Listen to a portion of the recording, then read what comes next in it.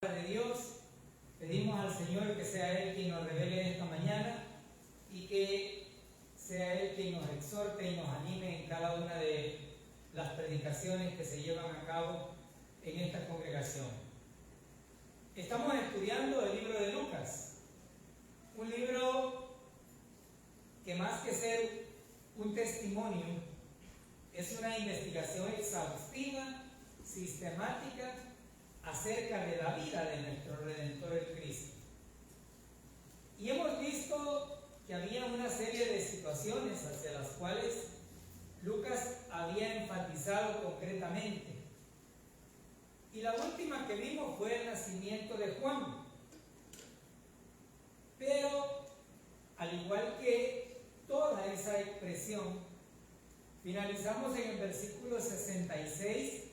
Quiero que vayan a Lucas capítulo 1, versículo 66 y veamos qué nos quiere enseñar justamente este versículo para que reconozcamos algunas de las cosas importantes. Y dice el versículo 66, y todos los que le oían las guardaban en su corazón, diciendo, ¿quién pues será este niño? Y la mano del Señor estaba con él. ¿Quién había nacido? Juan. ¿Habían expectativas alrededor del nacimiento de Juan? El pueblo decía, ¿quién? ¿Qué será de este niño? Muchas veces los seres humanos tenemos expectativas de todo. Hacemos una expectativa de nuestra realidad, de la realidad de los demás, pero aquí Lucas está diciéndole a Teófilo que todo el pueblo tenía una expectativa alrededor del nacimiento de Juan. ¿Por qué? Primero, porque había sido un nacimiento de dos personas que humanamente no había manera. Una mujer estéril y un hombre ya avanzada edad. Y aparte de eso, el milagro. Y algunos dicen, no, es que Dios ya no hace milagros. Gloria a Dios, hermanos, porque aquí en la iglesia todavía continúa haciéndolo. Producto de eso es que estamos usted y yo aquí. Si el milagro de la vida no fuese hecho, nosotros no estaríamos en este lugar. Pero había una expectativa acerca de Juan. Había una forma de ver la realidad, porque ¿qué sucedía? Había habido un periodo largo en el cual Yahvé no había hablado. Y todo el mundo tenía que estar a esa expectativa. Todo el mundo tenía que poner atención a lo que estaba sucediendo. Porque hasta este momento solo había sido anunciada la venida de Emmanuel, Dios con nosotros. Pero ya había nacido Juan. Con esto en mente y esas expectativas, vamos al versículo 67 hasta el 80, vamos a leer. Y dice, y Zacarías, su padre, fue lleno del Espíritu Santo y profetizó diciendo, bendito el Señor Dios de Israel, que ha visitado y redimido a su pueblo, y que nos levantó un poderoso Salvador en la casa de David, su siervo, como habló por boca de sus santos profetas, que fueron desde el principio salvación de nuestros enemigos y de la mano de todos los que nos aborrecieron, para hacer misericordia con nuestros padres y acordarse de su santo pacto, del juramento que hizo a Abraham nuestro padre, que nos había de conceder que, librados de nuestros enemigos, sin temor les sirvamos en santidad y en justicia delante de Él todos nuestros días. Y tú, niño profeta del Altísimo, serás llamado. Irás delante de la presencia del Señor para preparar sus caminos, para dar conocimiento de salvación a su pueblo, para perdón de sus pecados, por la entrañable misericordia de nuestro Dios, con que nos visitó desde lo alto la aurora, para dar luz a los que habitan en tinieblas y en sombra de muerte, para encaminar nuestros pies por camino de paz. Y el niño crecía y se fortalecía en espíritu, y estuvo en lugares desiertos hasta el día de su manifestación a Israel. La palabra de Dios hace una aclaración importante. Muchas veces en el medio religioso existen muchas personas diciendo que tienen profecías nuevas, pero estas profecías solamente ellos las conocen porque lo que Dios requiere y necesitó que se supiera lo dejó establecido en su palabra. Algunas veces esas profecías son chambres, rumores, cosas que ya fueron dichas, pero que no tienen nada que ver. Y algunos dicen, es que este hermano está ungido, está lleno del Espíritu Santo. Pero dejemos que la Biblia nos hable, dejemos que la Biblia sea quien nos muestre si la llenura del Espíritu Santo nos hace hablar cosas o balbucear cosas que no se entienden, o aquellas que verdaderamente tienen un significado. Un punto principal: Zacarías fue lleno del Espíritu Santo. Hasta aquí la voz profética de Dios había hablado, y había hablado por medio de Gabriel inicialmente, después por medio de María, seguidamente a través de Elizabeth, y ahora lo iba a hacer por medio de Zacarías. Algunos dicen que es raro que el Espíritu Santo sea quien hable.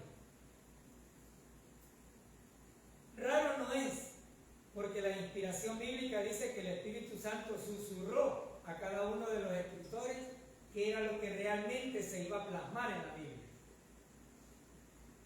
Pero estas manifestaciones nos llevan a tomar en cuenta que Dios estaba tomando el control absoluto para dar a conocer algo que el pueblo necesitaba saber. Zacarías, al igual que su hijo, fue lleno del Espíritu Santo y profetizó. Pero, ¿qué es eso de ser lleno del Espíritu Santo? Un punto importante que debemos de considerar es que una persona puede ser llena del Espíritu Santo sí y solo si ha creído en el Señor Jesucristo como su único y suficiente Salvador en este contexto. En el contexto del Antiguo Testamento, el Espíritu Santo llegaba y se retiraba de aquella persona. Pero en este contexto en el que Lucas está escribiendo, el Espíritu Santo iba a llegar como parte de ser el consolador que nuestro Redentor, el Cristo, iba a dejar. Por lo tanto, aquí Lucas está diciendo, Zacarías fue lleno del Espíritu Santo y estaba sometido al control del Espíritu Santo. Es decir, el Espíritu Santo era el que actuaba en lugar de Zacarías. La Biblia nos dice que estamos mandados a ser llenos del Espíritu Santo. Pero ¿qué significa eso? Dejar que el Espíritu Santo controle nuestras vidas. Porque el problema aquí es que Dios quiere algo para nuestra vida, pero nosotros queremos salir con otra cosa. Dios nos lleva de una manera, pero nosotros queremos de la manera del hombre. Someternos a ese control no es nada fácil porque la humanidad es totalmente soberbia. Cree que su capacidad intelectual es superior a lo que Dios da. Hay un momento en el que decimos, no, es que esto lo voy a hacer así. Y Dios nos muestra algo y nos dice, no, no es de esta manera. Pero queremos hacer prevalecer nuestras ideas. Y ese es el problema. El anhelar estar bajo el control del Espíritu Santo y la mano soberana de Dios es el deseo de todo creyente. Porque cuando experimentamos llenura del Espíritu Santo, vamos a dar como resultado ¿qué? El fruto del Espíritu Santo. Pero ¿qué sucede cuando no estamos llenos del Espíritu Santo? ¿Qué viene? Disensiones, pleitos, cualquier tontera. Pero Zacarías profetizó. ¿Y qué fue lo que profetizó Zacarías? Un punto que debemos de considerar es que la profecía significaba predecir algo que iba a suceder tiempo después. 2, es que la profecía podía decir una verdad que no había sido conocida hasta ese momento. Pero aquí va a utilizar ambas cosas, manifestando dos cosas importantes. Una, en la función que iba a ocupar Juan, y 2, el nacimiento del Mesías, el Redentor.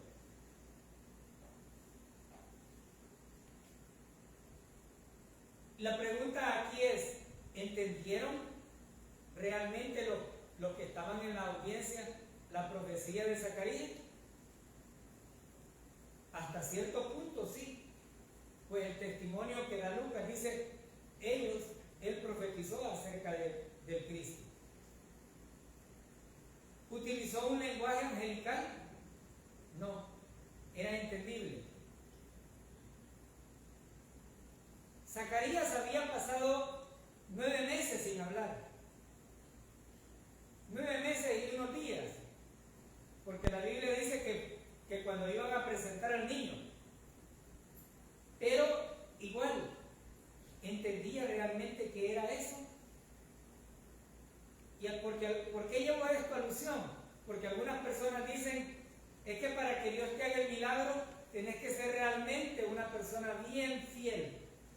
¿Había sido fiel a la palabra de Zacarías? ¿Le creyó al ángel? No, no le creyó.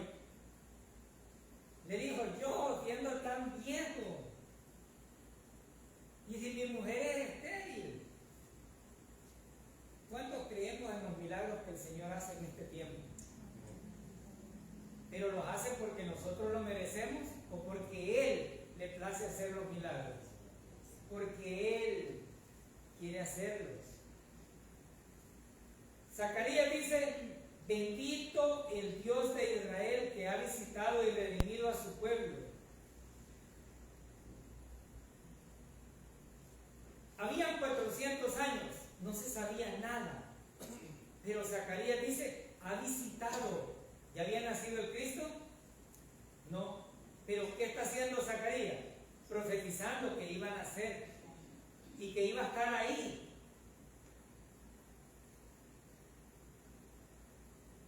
Zacarías comienza esta bendición con una alabanza al Dios de Israel, lo que nos muestra un carácter nacionalista específicamente de lo que Zacarías estaba haciendo.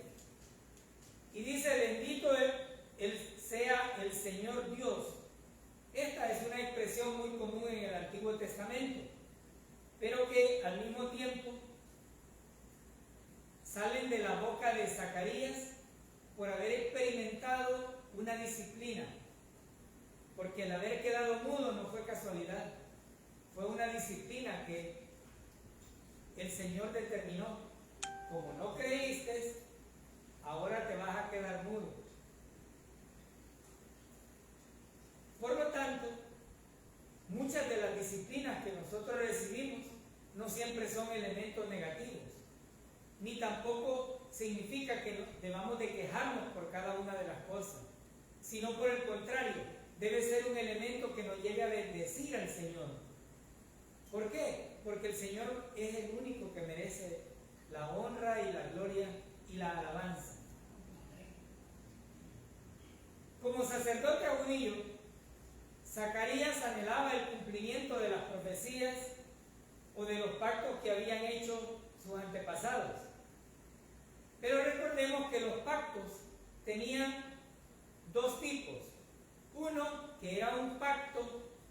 incondicional que era establecido por Yahvé de manera directa, y otro pacto que era un pacto condicional, en donde exigía algo a cambio. Pero Zacarías dice que anhelaban ese cumplimiento. ¿Por qué lo anhelaban? Porque para ellos constituía una libertad. Pero ¿cuáles son realmente esos pactos? No los vamos a ver de manera puntual, pero habla sobre el pacto de Abraham, donde nos determina que Jehová le dijo que iba a tener una descendencia como la arena del mar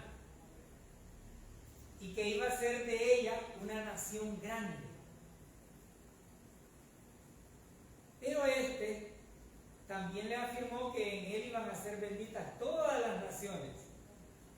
Este pacto era totalmente incondicional. ¿Por qué lo sabemos? ¿Falló Abraham? Sí. ¿Se equivocó? Sí. ¿De quién dependía entonces el pacto?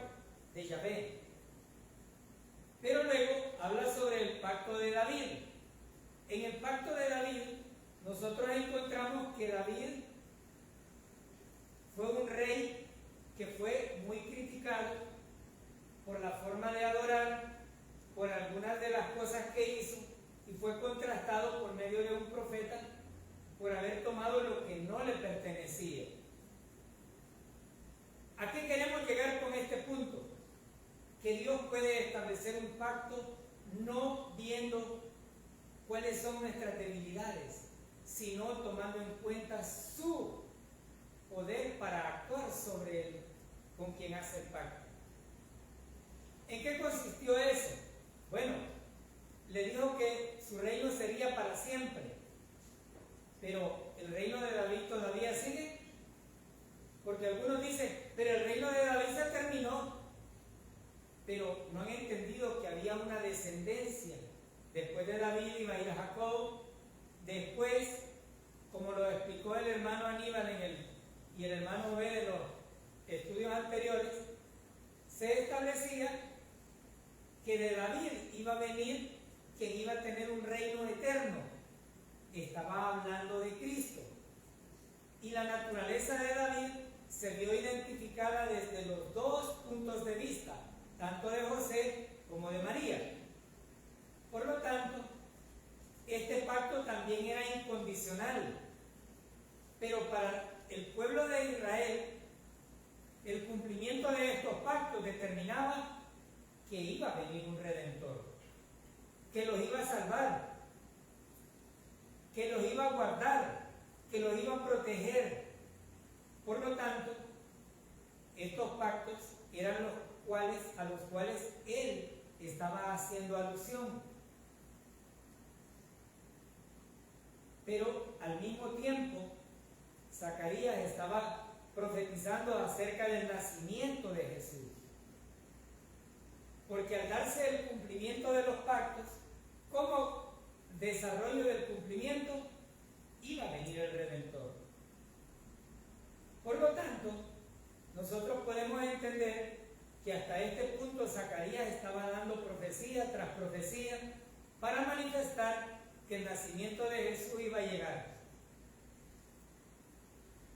Luego dice, y nos levantó un poderoso Salvador en la casa de David su siervo. ¿Cómo se reconoce David? Como siervo. ¿Por qué decimos que estaba manifestando profecía tras profecía? Porque dice un Salvador. ¿Para quién era el Salvador? Para Israel. Y le está diciendo a Teófilo y a toda la concurrencia gentil hacia la cual estaba dirigida este libro, que había un Salvador. Pero no solamente eso, sino que lo excepcional de esto es que no había nacido todavía, pero había una promesa. Y como sacerdote, Zacarías confiaba en que si la promesa estaba sustentada en la Biblia, era un sí y nada más que sí. Y él dice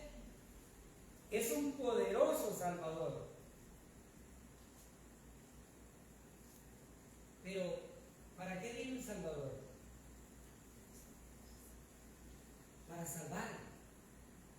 La respuesta es lógica. Y entonces, ¿por qué todavía en pleno siglo XXI, en el año 2025, las personas siguen creyendo que se pueden salvar por sus propios medios?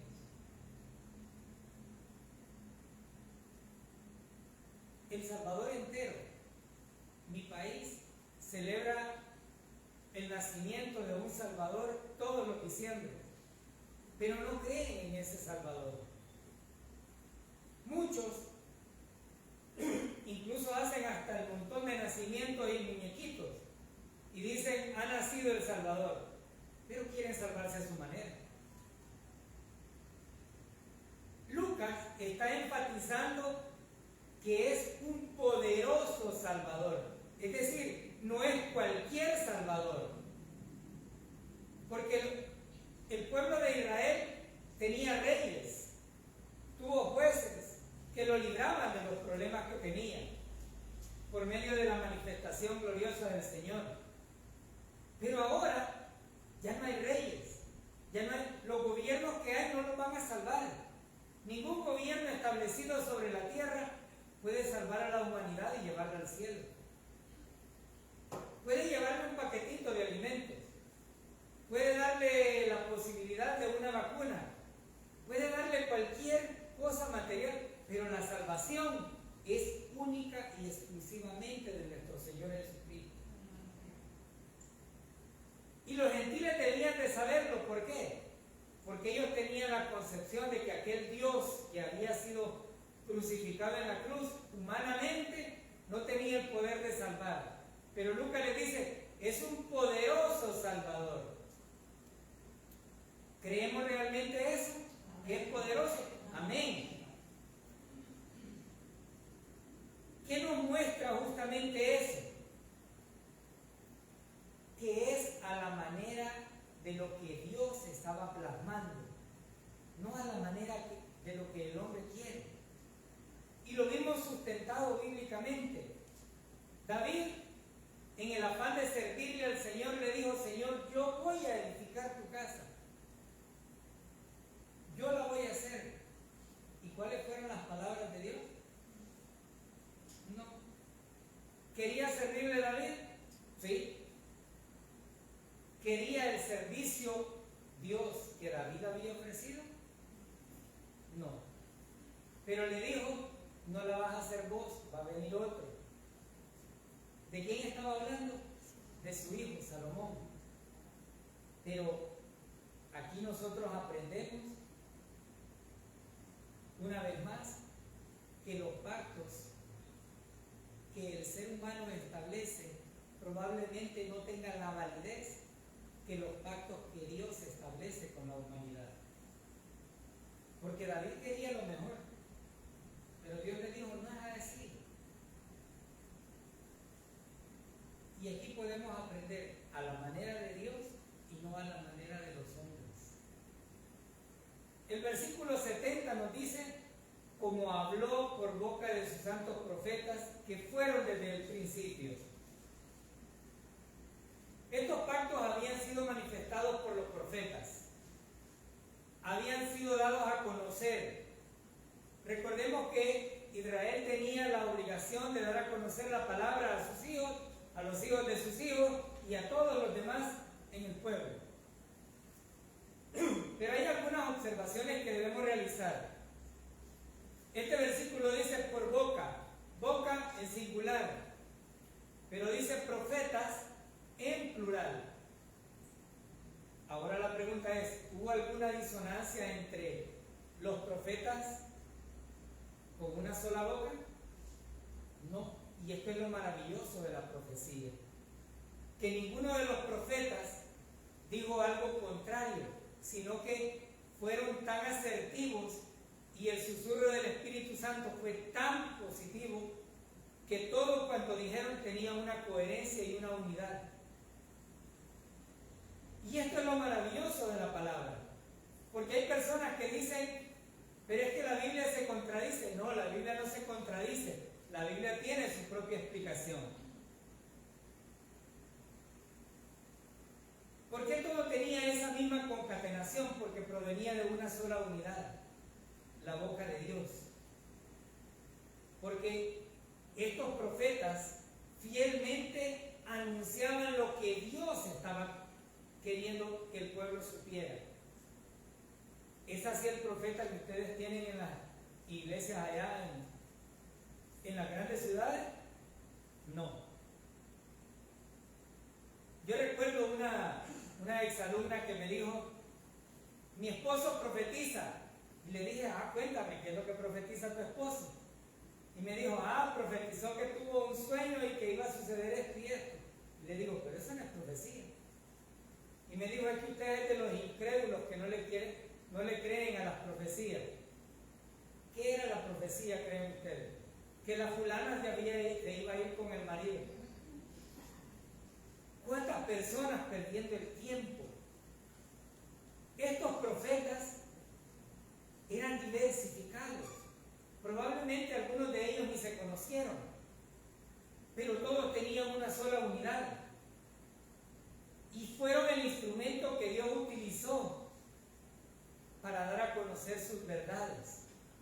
Pero eso sí, en una armonía absoluta cada uno de los puntos. Zacarías está diciendo que todas esas profecías tenían un solo significado y que todas miraban hacia un punto, el nacimiento de nuestro Redentor. Versículo 71. Dice, salvación de nuestros enemigos y de la mano de todos los que nos aborrecieron. Esta es una de las profecías que Zacarías estaba manifestando, producto de la llenura del Espíritu Santo. ¿A qué se debía esto? Primero, habían sido esclavos de los griegos y después de los romanos. El pueblo de Israel estaba sucumbido. Era esclavo. Pero aquí habla sobre la liberación de Israel. ¿Sucedió esto? En su completa y absoluta libertad todavía no. Pero era una profecía que Zacarías estaba dando a conocer por medio de la llenura de su Santo Espíritu. ¿Cuándo va a suceder? Cuando el Mesías venga por segunda vez. Y entonces va a establecer y va a haber paz y los va a liberar de todos los enemigos. Alguien dirá, pero en este tiempo lo sigue liberando. Sí, porque Dios no ha terminado con su pueblo. Dios todavía continúa obrando. Pablo dice, ¿ha desechado realmente Dios a su pueblo? De ninguna manera. Siempre lo tiene en alta estima y por lo tanto siempre sigue obrando en él. ¿Cuál es la trascendencia de todo esto? Que va a haber un día en el cual Dios tomará y liberará a todo su pueblo de todas las enemistades. Hoy por hoy, los gobiernos humanamente están tratando de establecer la paz y dicen, Israel debe de hacer la paz con la franja de Gaza, con todos sus alrededores que son sus enemigos. Pero llegan hasta cierto punto y de repente hay otro problema y ya no se soluciona todo. Pero esto nada más nos muestra que una vez sea firmada esa paz, la iglesia empieza con su cuenta regresiva para poder estar en la presencia del Señor. Lucas está profetizando, está diciéndole a Teófilo, Zacarías está diciendo a través de la llenura de su Santo Espíritu que un día el pueblo de Israel va a ser totalmente libre. Versículo del 72 al 75. Para hacer misericordia con nuestros padres y acordarse de su santo pacto, del juramento que hizo Abraham nuestro padre, que nos había de conceder, que librados de nuestros enemigos, sin temor le serviríamos en santidad y en justicia delante de él todos nuestros días. ¿Cuál iba a ser el propósito de la libertad del pueblo de Israel? para hacer misericordia de nuestros padres. ¿De quiénes? De los israelitas, porque había una promesa para ellos. Hay una promesa, hay un pacto que determina que van a ser libres. Y usted me dirá, pero Israel no merece realmente ser libre. Sí, pero usted y yo no somos juez. El soberano y el todopoderoso es el que determina qué da y qué quita.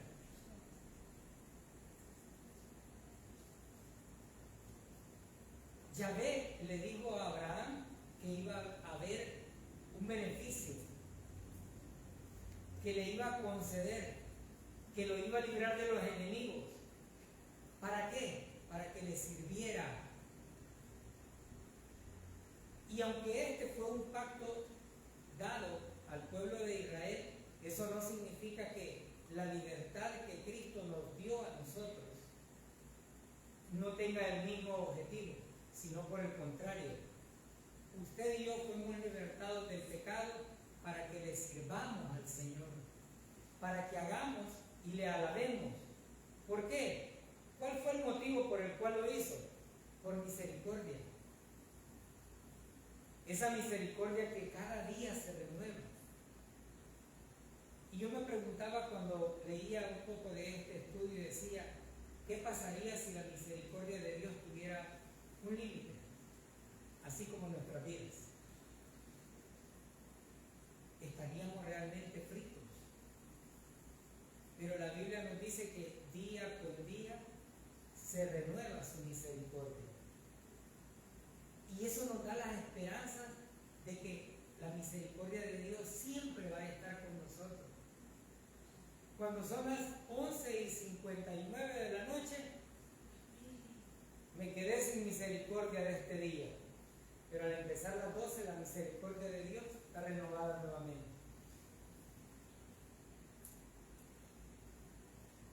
Estas misericordias, nos dice Lamentaciones, que nunca han decaído.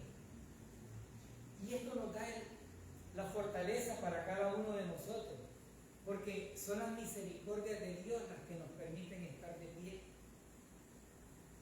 Ya veíamos testimonios de los hermanos, y son las misericordias de Dios las que hacen los milagros. ¿Cuántos de nosotros merecemos que Dios haga un milagro? Nadie, pero los hace, sí los hace.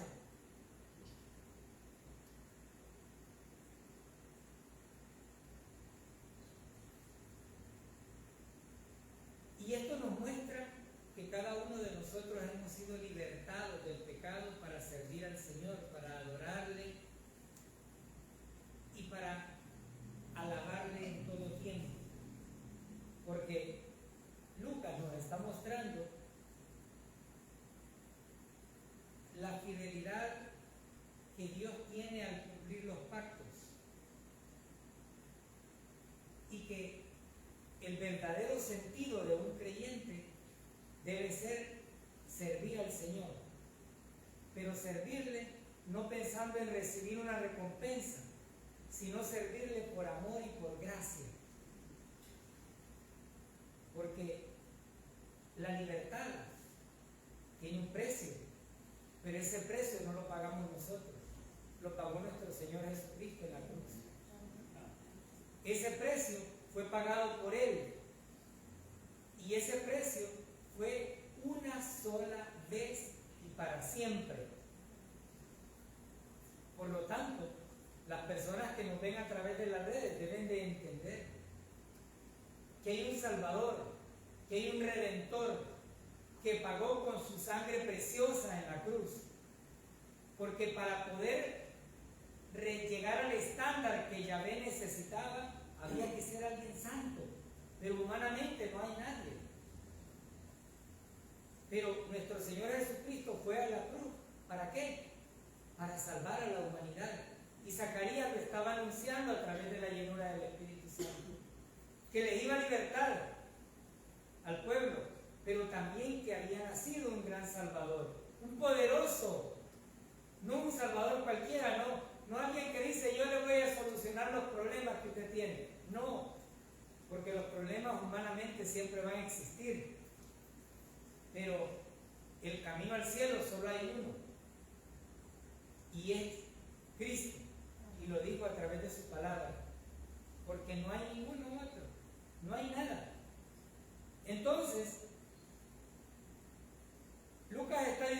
diciendo que esa libertad tuvo el propósito para que le sirviéramos.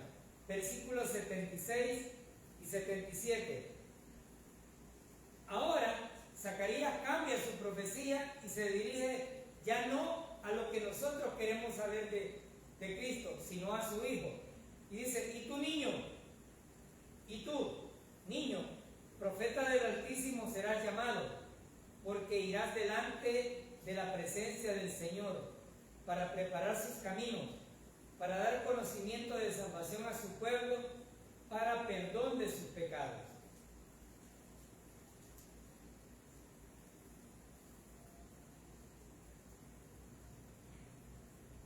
El testimonio de Jesús es que el último profeta fue Juan.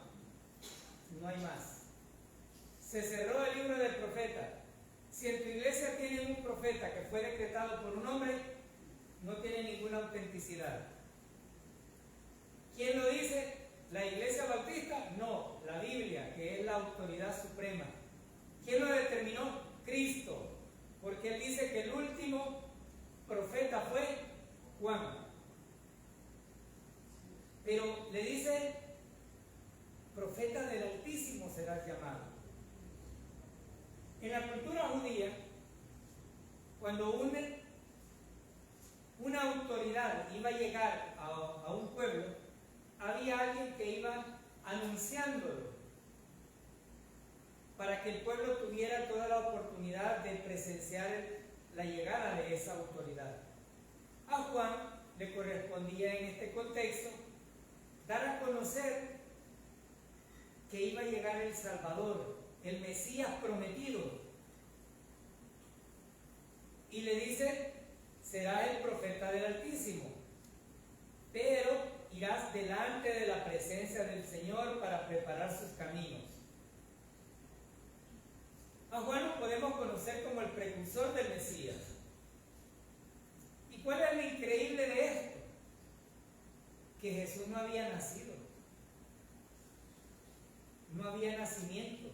Pero Zacarías lo estaba viendo como la promesa auténtica de que sí iba a llegar el Salvador. Usted me dirá, pero Lucas se esmeró en recopilar toda la información testimonial más auténtica que había. Pero ¿por qué la gente todavía no quiere creer en esa autenticidad? ¿Por qué la gente todavía dice, yo digo que no es así, yo quiero mejor de esto y esta otra manera? El papel que Juan iba a tener no solamente era ir delante del Señor anunciándolo, sino que la misma palabra dice preparar sus caminos. ¿Para qué? Para dar conocimiento de salvación a quién? Primeramente a su pueblo. Y ahora a toda la humanidad por medio del libro de Lucas. Diciendo ya no solamente una liberación nacional, sino una salvación universal. Lo que nos lleva a reconocer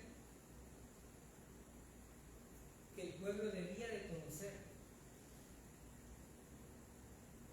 que el único que podía dar el perdón de los pecados es Cristo.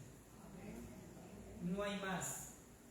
Pero hermano, fíjate que yo fui y le dije al pastor que me había equivocado, y el pastor me dijo, andate, ya no hay problema. ¿Puede perdonar pecados un pastor? No. El sacerdote, ni aún cuando estudie toda la vida, puede perdonar sus pecados. La Biblia dice que Juan fue llamado ¿para qué? Para dar conocimiento de perdón de pecados. Juan no perdonaba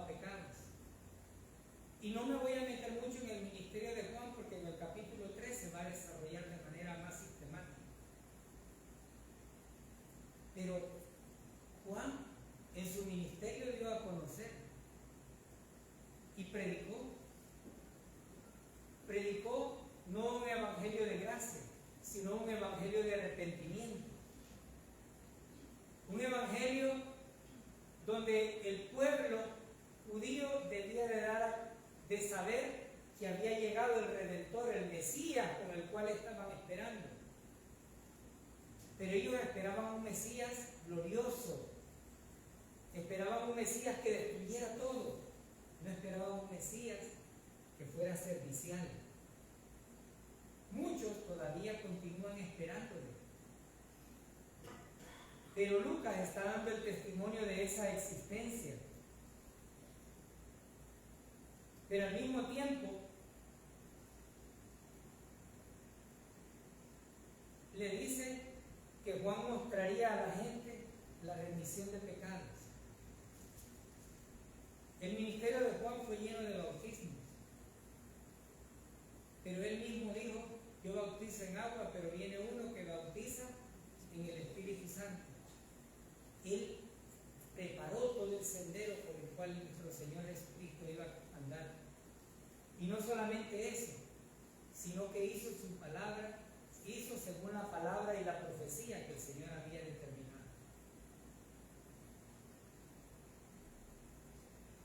Muchas personas dicen, yo sé cómo ser salvo. Y por ahí dicen, ¿cómo se puede salvar? Bueno, primero haga la oración del pecador. ¿Salva la oración del pecador? No, no salva. ¿Por qué? Porque es una obra.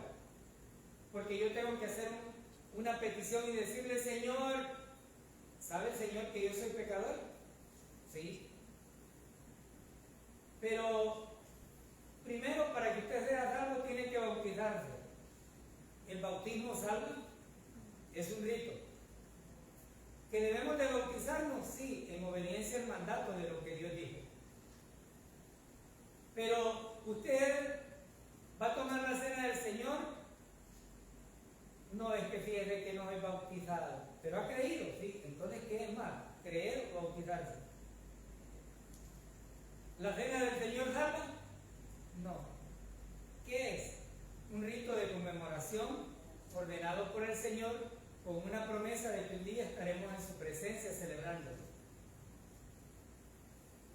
El conocimiento de la salvación no solamente se refiere a las actitudes humanas, sino que se refiere a la autenticidad de la obra de nuestro Señor Jesucristo.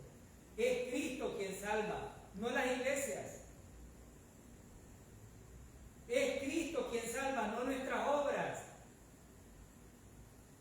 Pero fíjese que yo mandé a hacer la puerta para la iglesia, no cree que ya tengo un piecito adelante ahí, hermano. No le sirve. Gracias porque obró y porque el Señor le regaló para hacerle la puerta, pero eso no le sirve para salvación. Juan tuvo que preocuparse por mostrar la salvación al pueblo judío, y no solamente ellos, sino a los gentiles, que les estaba diciendo que el Salvador es poderoso. ¿Para qué? Para salvar a todos los que le necesitan. Y el pueblo salvadoreño está ungido de salvación. Las cosas en la vida cada día van más difíciles, pero los que descansamos en la presencia del Señor tenemos mucha más confianza en eso, y muchas veces no nos preocupa lo que vaya a suceder. ¿Por qué? Porque sabemos para dónde vamos. ¿Por qué Zacarías estaba interesado en mostrar esto? Porque el Espíritu Santo se lo estaba dando a conocer. Versículo 78 al 79.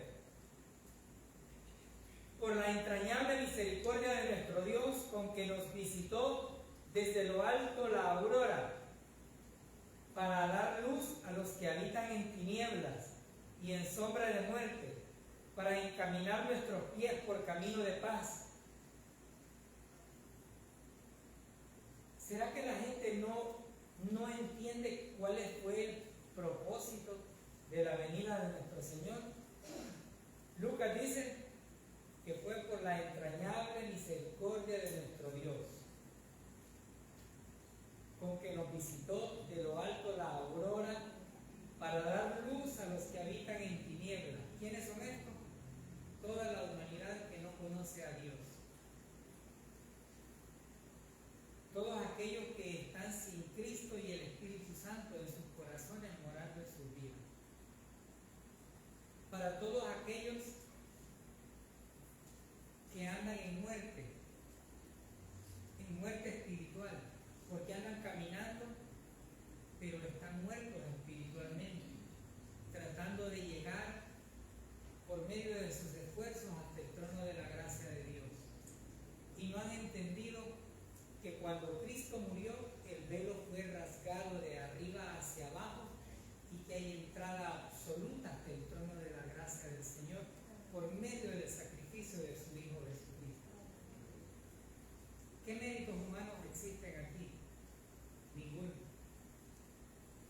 ¿Qué vemos en esto?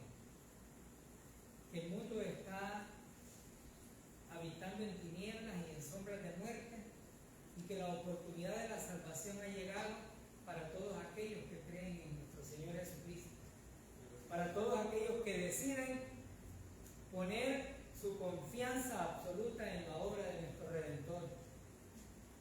Algunos dirán, ¿y qué más debo de hacer? Nada más, solamente creer.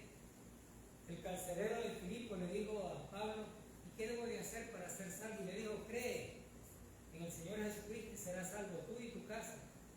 Pero no por arte de magia, sino porque también va a servir de testimonio que usted crea y muestre a sus hijos que la salvación viene de nuestro Señor Jesucristo.